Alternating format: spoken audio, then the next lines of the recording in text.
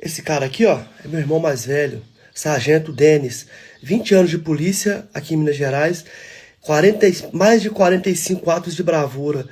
Há 4 meses ele tombou por cometer autoextermínio pelas questões psicossociais que envolviam a vida dele.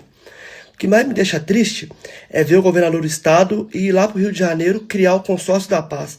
Ele pouco faz pela polícia aqui do estado, a Assembleia Legislativa do estado pouco faz por os policiais.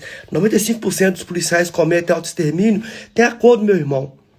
Nesse dia da consciência, eu quero pedir ao governador leis para proteger a polícia. Eu não quero pedir psicólogo, eu não quero pedir assistente social na porta de casa quando eles cometem autoextermínio ou quando tombam em combate. Leis para proteger eles, leis para proteger nós que temos essa cor. Não queremos consciência.